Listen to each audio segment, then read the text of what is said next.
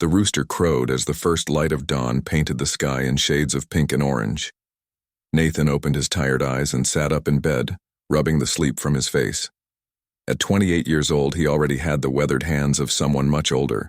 The small wooden clock on his bedside table showed 5:30 a.m., time to start another day of hard work.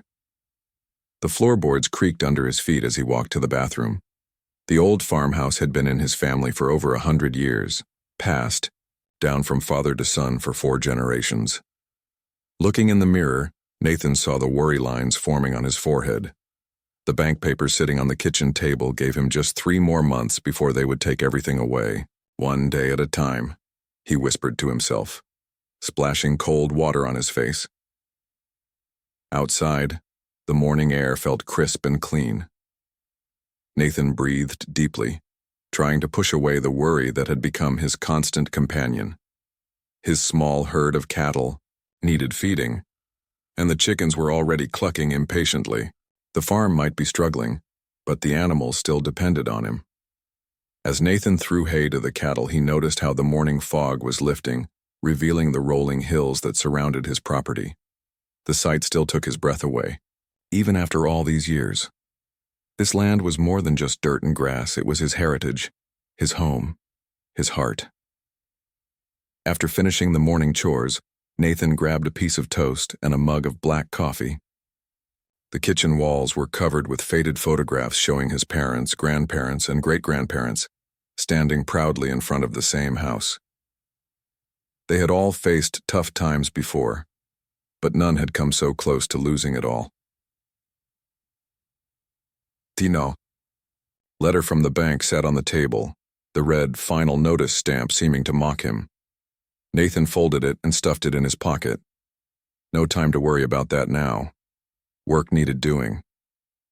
The storm last night had been unexpected and fierce.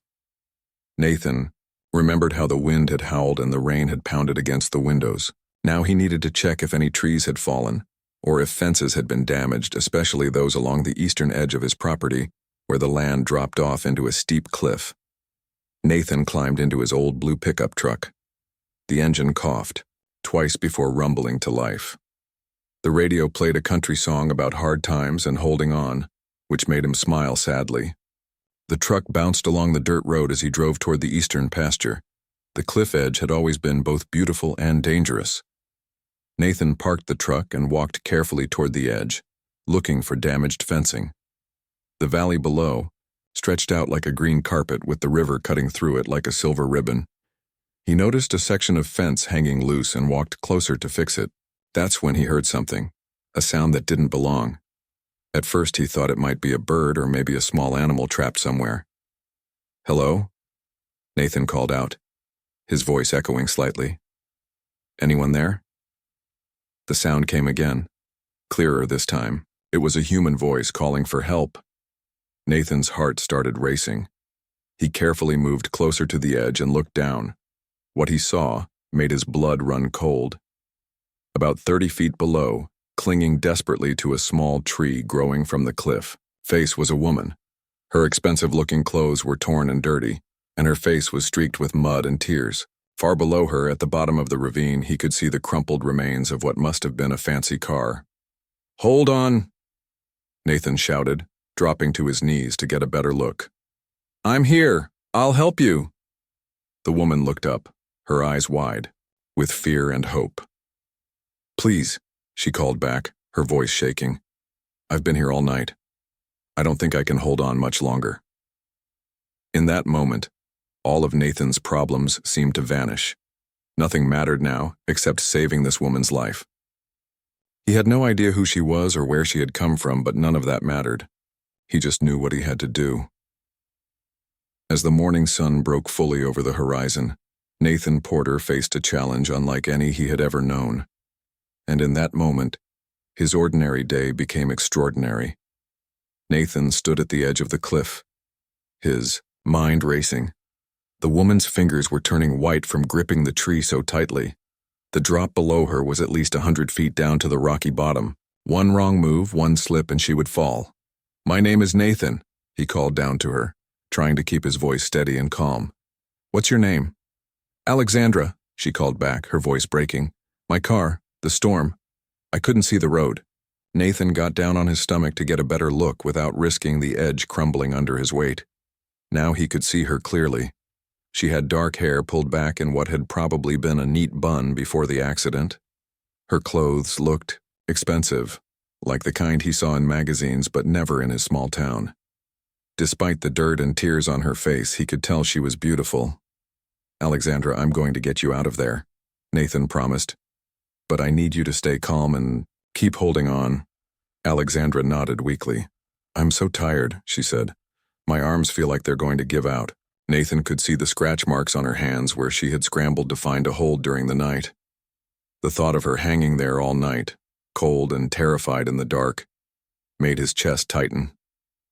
Tell me about yourself, he said, wanting to keep her talking. Where are you from? The city, she replied, her voice a little stronger now that she had someone to talk to.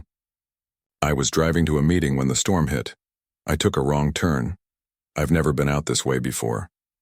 Nathan couldn't imagine what kind of meeting would bring someone like her to these remote country roads.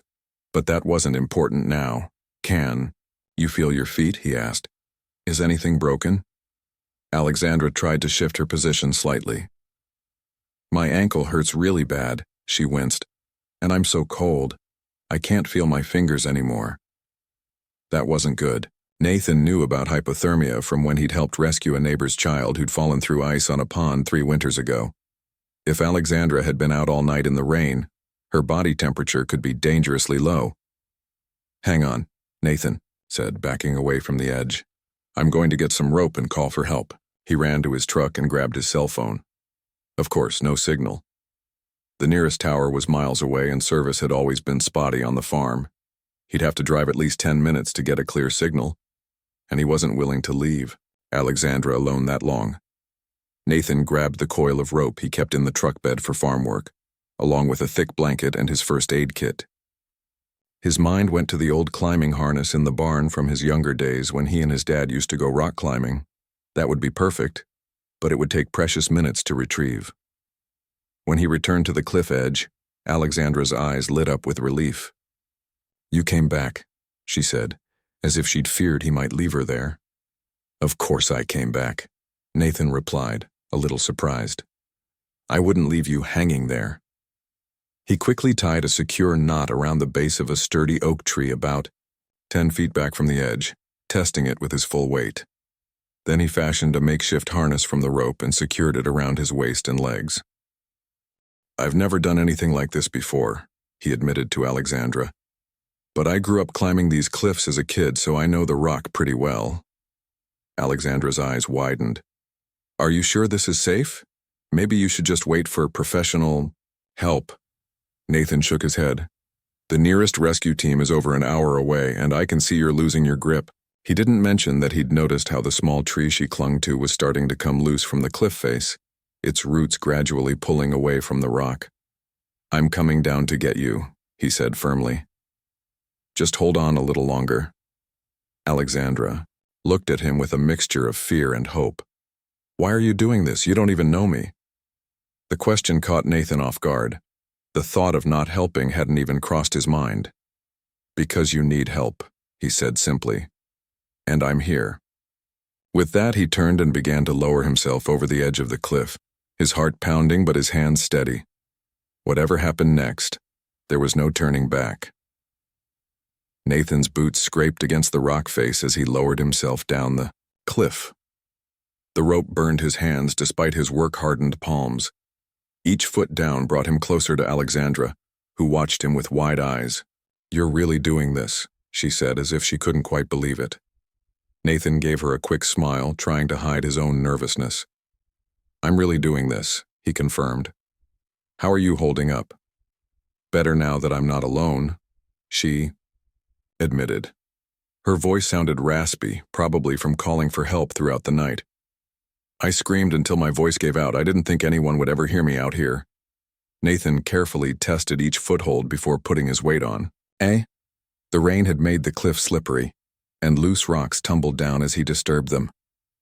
He was about 10 feet above Alexandra now, the rope tight around his middle. This farm has been in my family for generations, he explained, partly to keep her calm and partly to distract himself from the drop below. Not many people come out this way unless they're lost. Alexandra gave a weak laugh. Definitely lost, she said. My phone died, and the GPS sent me down this road. Then the storm hit, and I couldn't see anything. Nathan was close enough now to see the scratches on her face and the tear in the shoulder of her silk blouse. His stomach tightened at the thought of her car tumbling over the edge with her inside. How did you end up on the tree instead of... He didn't finish the sentence, but they both glanced down at the wreckage below. The door flew open when the car hit the edge, she explained, her voice shaking at the memory. I was thrown out. I grabbed whatever I could. She nodded to the small tree that had been her lifeline. I got lucky. Lucky wasn't the word Nathan would have used, but he nodded. He was almost level with her now, just a few feet to her right. He could see that the tree's roots were indeed coming loose from the cliff face. They didn't have much time. I'm going to swing over to you, he said. When I get there, I need you to let go of the tree with one hand and grab onto my arm. Fear flashed across Alexandra's face. I don't think I can. My fingers are frozen. If I let go, I'll fall. You won't fall, Nathan promised. I won't let you. Their eyes met, and something passed between them. Trust, maybe, or something deeper, that neither could name in that moment of crisis.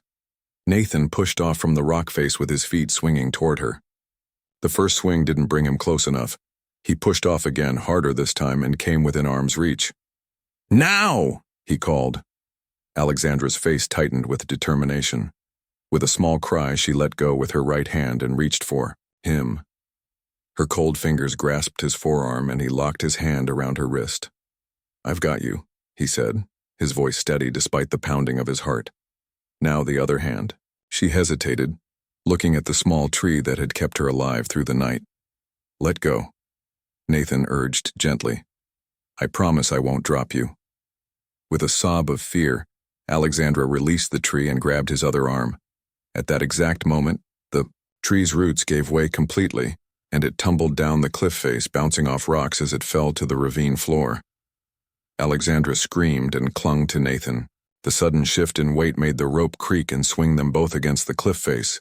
Nathan grunted as his shoulder hit the rock, but he didn't loosen his grip on her. It's okay. It's okay, he repeated. I've got you. Using one arm to hold her securely against him, Nathan managed to loop the end of the rope around her waist, tying it in a quick but secure knot. Now they were both attached to the lifeline. Can you put your arms around my neck? He asked. Alexandra nodded, still trembling. He felt her arms wrap around his neck, and he secured his arm around her waist. Her body was ice cold against his, and he could feel her shivering. My ankle, she gasped as it bumped against the rock. I think it's broken. Hold on tight, Nathan said. We're going up now. He gave 3 sharp tugs on the rope, a signal he hoped could be felt from above. Then, with Alexandra clinging to him, he began the slow, painful process of climbing back up the cliff face, using the rope for support. Each pull upward strained every muscle in his body. Alexandra wasn't heavy, but the awkward position and the slippery rocks made the climb incredibly difficult. You're the bravest person I've ever met, Alexandra whispered against his neck, her breath warm in the cold air. Nathan didn't waste breath responding. Every ounce of his strength was focused on getting them both to safety, one small movement at a time. 20 minutes later, Nathan pulled himself over the edge of the cliff with Alexandra still holding tight around his neck. They collapsed onto the grassy ground, both breathing hard. For a long moment, neither spoke. They just lay there, feeling the solid earth beneath them, alive. We made it, Alexandra finally whispered, her voice full of disbelief. Nathan nodded, too exhausted to speak. His arms felt like rubber and his shoulders burned from the strain, but they were safe. Once he caught his breath, Nathan carefully untied the rope from around them both. Alexandra winced when he accidentally bumped her injured ankle. Sorry, he said. We need to get you warm and check that ankle. My truck is just over there. Alexandra tried to stand but fell back with a cry of pain. Without hesitation, Nathan scooped her up in his arms. "You don't have to," she began, but he shook his head. "It's not far," he assured her. As he carried her to the truck, Nathan noticed how light she felt despite her tall frame. Her clothes were expensive but completely ruined, torn, muddy, and soaked through. The diamond earrings in her ears probably cost more than he made in a year. At the truck, he helped her into the passenger seat and turned the heater on full blast. From the first aid kit, he pulled out an emergency blanket and wrapped it around her shoulders. "Thank you," she said, her teeth still chattering slightly. "I can't believe you did that. You could have died trying to save me." Nathan shrugged as he gently examined her ankle, which was swollen to twice its normal size. "Couldn't just leave you there," he said simply. The drive back to the farmhouse was slow and bumpy. Every jolt in the road made Alexandra grimace, but she didn't complain. Nathan kept glancing over at her, still not quite believing what had just happened. "So," he said, trying to keep her mind off the pain, "you mentioned you were heading to a meeting. You're not from around here, are you?" Alexandra gave a small laugh. "That obvious, huh?" She gestured to her torn designer clothes. "No, I live in the city. I run my family's company, Whitfield Technology. Maybe you've heard of it?" Nathan nearly swerved off the road. Everyone had heard of Whitfield Technology. Their computers and phones were in homes and businesses across the country. "You're that Whitfield?" he asked, eyes wide. "Like the billionaire family?" Alexandra looked uncomfortable. "Well, technically yes, but I'd rather you just call me Alexandra." She paused. "Or Alex. My friends call me Alex." Nathan couldn't help but laugh at the absurdity of it all. "Well, Alex, I'm just a farmer trying to save his family's land from the bank. This is about as far from your world as you can get." Her eyes softened. "I think I like that," she said quietly. At the farmhouse, Nathan carried Alexandra inside and set her gently on the worn couch in the living room. The house was small and simple, nothing like what she was used to, he was sure, but it was clean and warm. "I should call an ambulance," he said, reaching for his phone. The farmhouse had a landline since cell service was so spotty. "Wait," Alexandra said, touching his arm. "Can I use your phone first? My assistant will be worried sick. I was supposed to be at that meeting hours ago." Nathan handed her the phone, and Alexandra dialed a number from memory. When someone answered, her whole demeanor changed. Her voice became more businesslike, her posture straightening despite her injuries. "Thomas, it's me. Yes, I'm alive. There was an accident." She briefly explained what had happened. "No, don't send the helicopter. Just cancel my meetings for the next few days." She paused, listening. "Because I need time to recover and I'm safe where I am." Nathan raised his eyebrows at the mention of a helicopter. Who were these people who could just summon helicopters? With a phone call? After she hung up, Nathan insisted on calling the local doctor, who arrived an hour later. Dr. Chen confirmed that Alexandra's ankle was badly sprained, but not broken. She also had mild hypothermia and various cuts and bruises, but nothing life-threatening. "You're very lucky," the doctor told Alexandra. "If you'd been out there much longer, or if this young man hadn't found you," she didn't need to finish the sentence. After the doctor left, Nathan brought Alexandra a mug of hot soup and some fresh clothes that had belonged to his sister before she moved away. "They might be a bit small," he apologized, "but they're dry and clean." Alexandra took the clothes with a grateful smile. "You know," she said, looking around the small, cozy living room with its handmade quilts and family photos. "I've stayed in five-star hotels all over the world, but right now, this feels like the nicest place I've ever been." Nathan laughed. "That's the hypothermia talking," he joked, but her eyes told him she meant every word. 3 days passed. Alexandra's ankle was still swollen, but she could now hobble around with the help of an old wooden cane Nathan had found in the attic. Each day she seemed more comfortable in the farmhouse, trading her usual sleek business attire for Nathan's sister's worn jeans and flannel shirts. Her hair, normally styled perfectly, now hung loose around her shoulders. "How do farmers get up so early every day?" she asked one morning, joining Nathan in the kitchen as the sun was just peeking over the horizon. Her eyes were still puffy, with sleep. Nathan smiled as he poured her a cup of coffee. "You get used to it. The animals don't care if you're tired." Alexandra sipped the strong black coffee. "In the city, I have meetings until midnight sometimes, but I've never seen a sunrise like the ones here." Nathan had to admit he enjoyed having someone to talk to over breakfast. Living alone on the farm could get lonely, especially during the long winter months. And Alexandra was full of stories about places he'd never been and things he'd never seen. "So you really have an office on the top floor of that big glass building downtown?" he asked as he scrambled eggs for them both. Alexandra nodded. "60th floor. You can see the whole city." She paused. "But you know what? Not once have I looked out those windows and seen stars like the ones here." After breakfast, Nathan had chores to do. To his surprise, Alexandra insisted on coming with him. "I can't just sit around all day," she said. "Show me what needs doing." Nathan raised an eyebrow. "You want to do farm chores in your condition?" She lifted her chin stubbornly. "I run a company with 5,000 employees. I think I can handle feeding some chickens." Nathan couldn't help laughing as he handed her a bucket of feed. "Careful. They peck." They spent the morning together, Alexandra hobbling alongside him as he showed her the daily routine of farm life. She asked endless questions about the crops, the animals, and the old equipment in the barn. Her curiosity was genuine, and Nathan found himself seeing his everyday world through new eyes. By midday, though, her phone rang again. This time, the call lasted over an hour, with Alexandra pacing back and forth on the porch, her voice growing increasingly frustrated. When she finally came back inside, her face was tight with stress. "Everything okay?" Nathan asked, setting down the sandwich he'd made for her lunch. Alexandra sighed heavily. "The board wants me back for an emergency meeting. They're sending a car tomorrow." She looked around the small kitchen, then back at Nathan. "I don't want to go." The words hung in the air between them. Nathan felt something twist in his chest.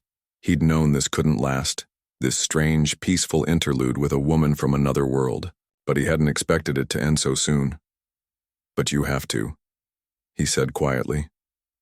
She nodded, not meeting his eyes. "I have responsibilities. People who depend on me." That night, neither of them slept well. Nathan heard Alexandra moving around in the guest room, taking phone calls in hushed tones. He stared at the ceiling, thinking about the bank notice still sitting on his desk.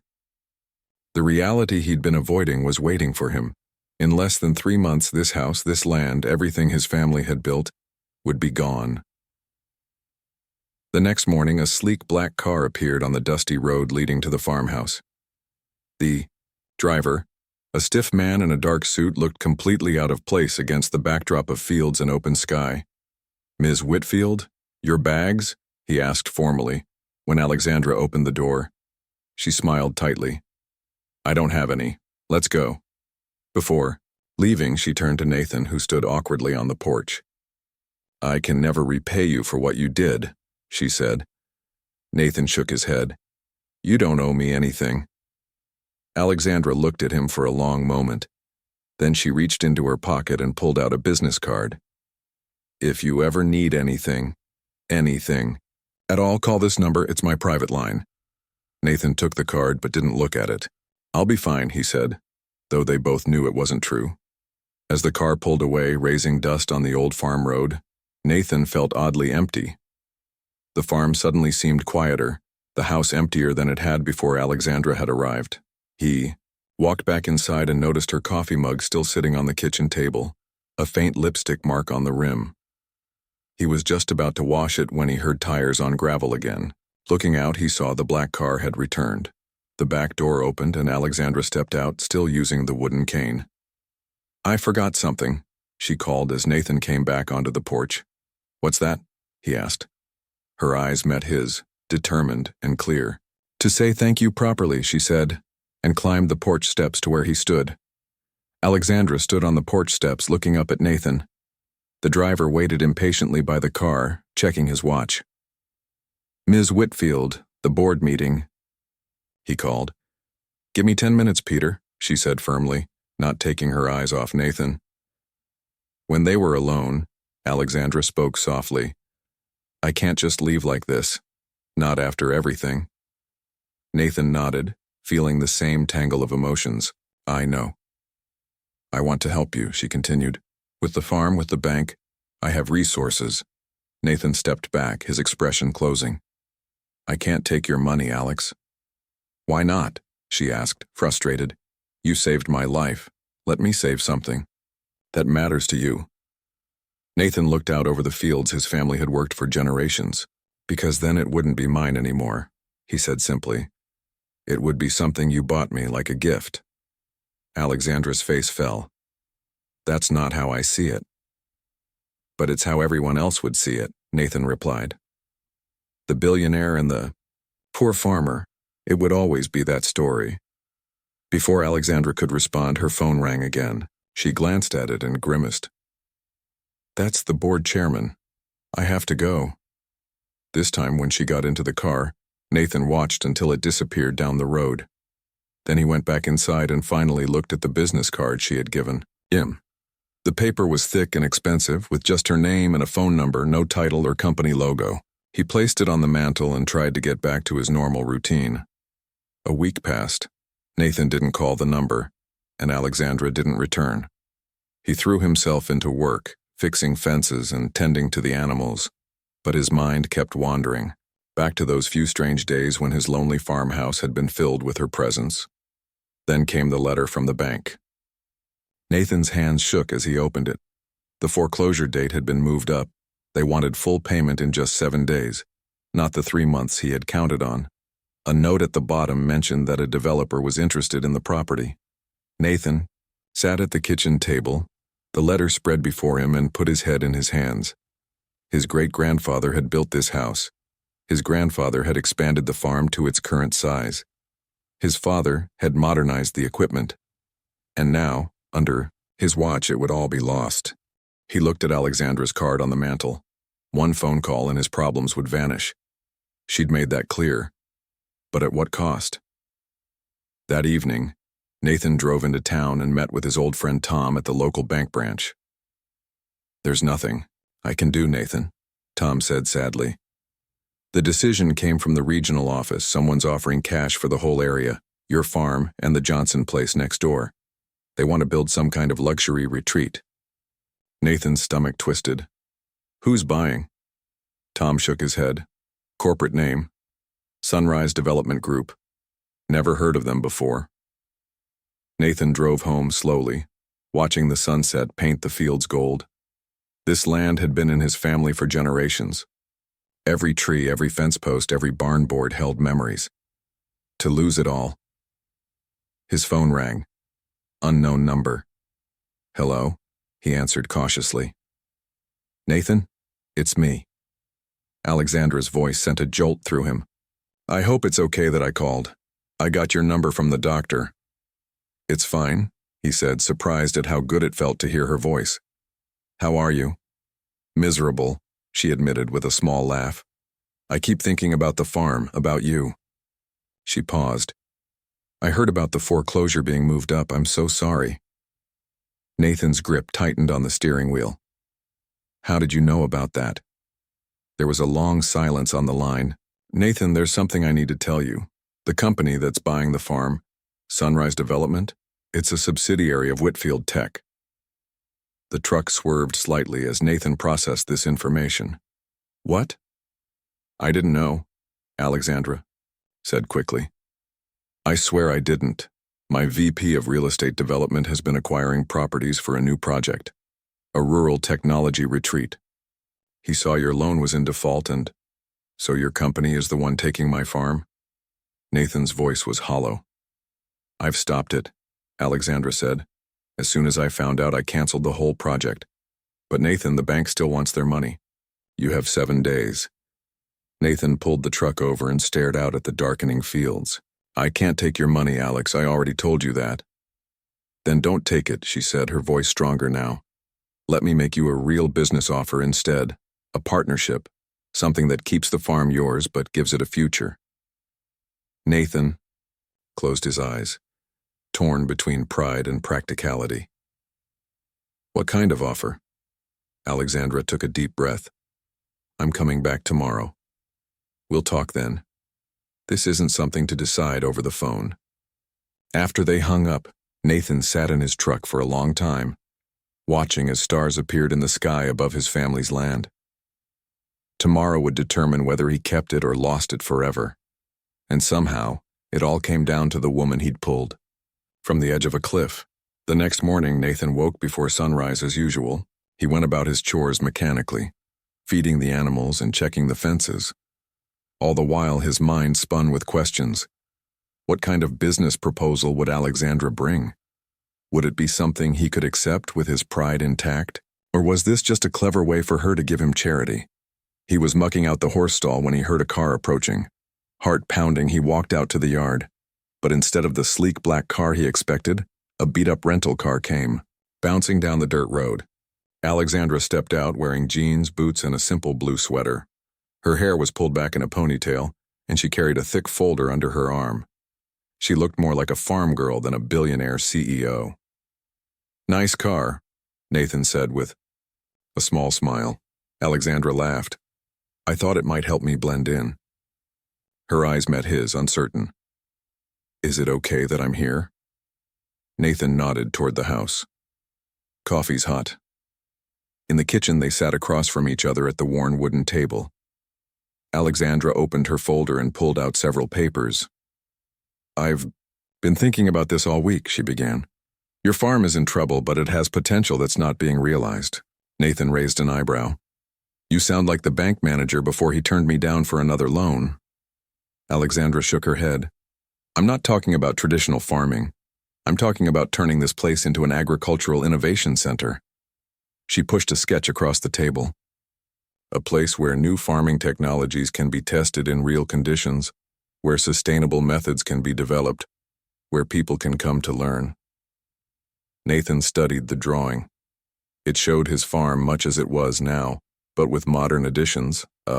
Research building where the old storage shed stood, solar panels on the barn roof, testing plots in the south field. This would cost a fortune, he said. Yes, Alexandra agreed, which is where Whitfield Tech comes in.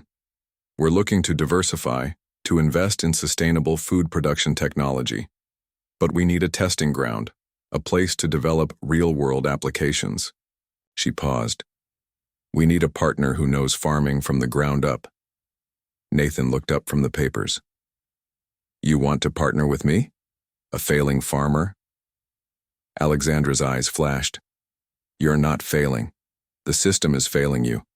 Small farms can't compete with big agricultural corporations, but your knowledge, your connection to this land, that's invaluable. She slid another document across the table.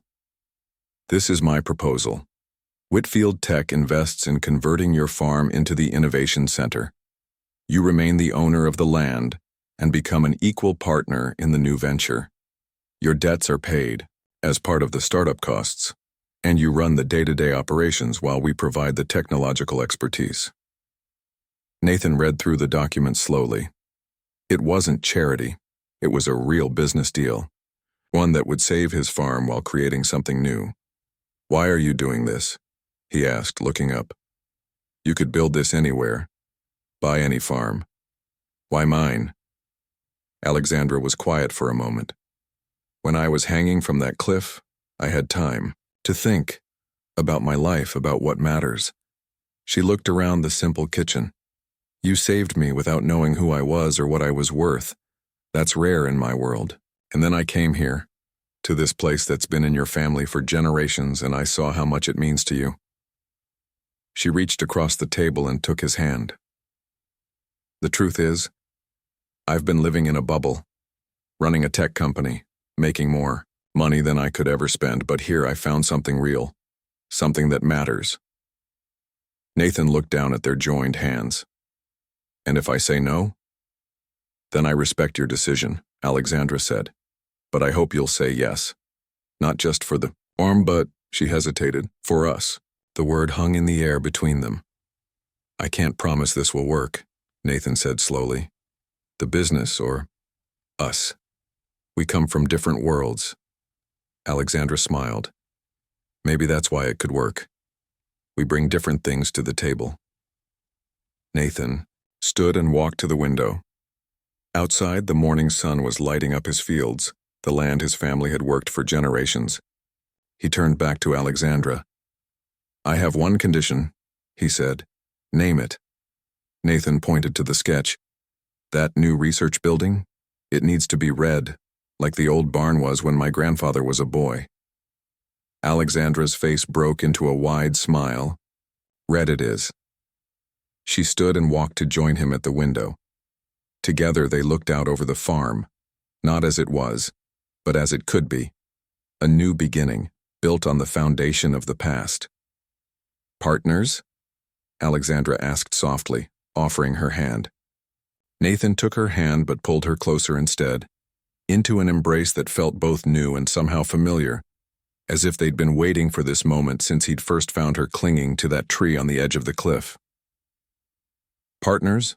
he agreed, his voice rough with emotion. And in that word they both heard the promise of something more.